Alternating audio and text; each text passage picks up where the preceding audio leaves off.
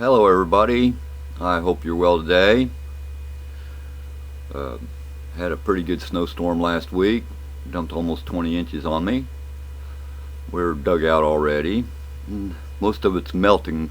It'll probably be gone by the end of the weekend. We got through it okay. My pipes froze last Monday, and I had a hell of a time thawing them out and fixing pipes. First time since this house has been built that the pipes ever froze in it. This house has been here since 1959. Guess I need to do some more extra insulation. But that's just another thing. And it, as all things, it passed. Now, talking about things, there's that argument a lot of atheists like to use on Christians and other believers of a God. I'd like to address this one. You don't have to agree with me. I do make mistakes, but on this argument, all things have to have a beginning. They come from somewhere. This is accepted by science. All the elements come from somewhere. Hydrogen started. The hydrogen atom combined to make stars, and hydrogen fused to become helium and other elements, and those stars exploded. Larger stars, beginning of early universe, were vast, massive stars, which are much bigger than what we got now, which exploded, creating heavier elements. All these things were made and created. But the question is, who created God? That's one atheists like to throw at you. Well, if God's real, who created him? This is such a false and illogical argument, actually, and I'll tell you why. All things have a beginning. That's matter. Matter. Physical matter. Solid stuff. Particles floating around in the air. Oxygen, hydrogen. Those are all matter. God is a spirit.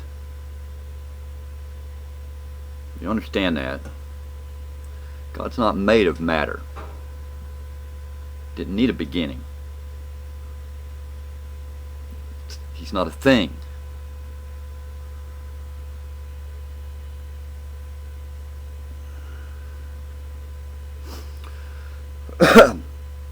He's the beginning. He is the beginning. He is the Alpha and the Omega. He'll be the end. How this came into be, no one can say.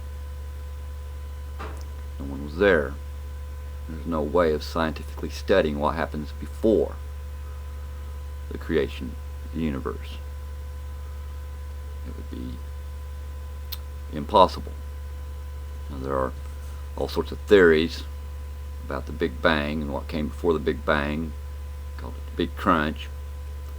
The universe does this number over and over again, over billions and billions of years and eons and eons. Yeah, that's possible. But what's the driving force behind that? What causes that? I myself have problems with the Big Bang Theory, but it is the best game in town as far as science knows. Answers most of the questions, but there are problems with it. I've discussed that in other videos. The materialist view is that the universe has always been, it's infinite, and it's always been. It's just moving around. And that was the view of men like Darwin. The Big Bang actually converted a lot of scientists to Christianity or Islam, because it pointed to a beginning which pointed to a creator.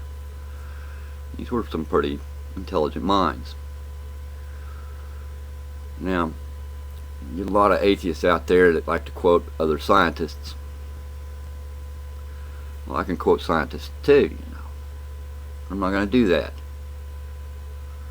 Because just because a man's a scientist, does that mean he's always right? Because a man has a high IQ, does that make him always right? Do you believe everything scientists tell you? Well, go ahead and take your flu shot then.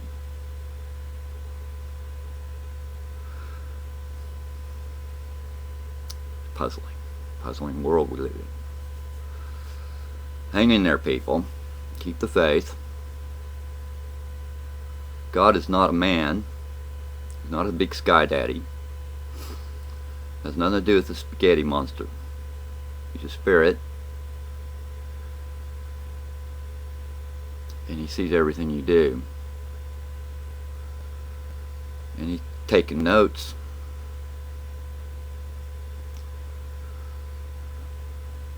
You don't have to believe it. You don't have to believe me. But if I'm right, what's the consequences?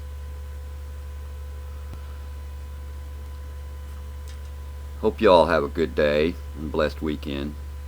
Peace, love, and understanding to you all.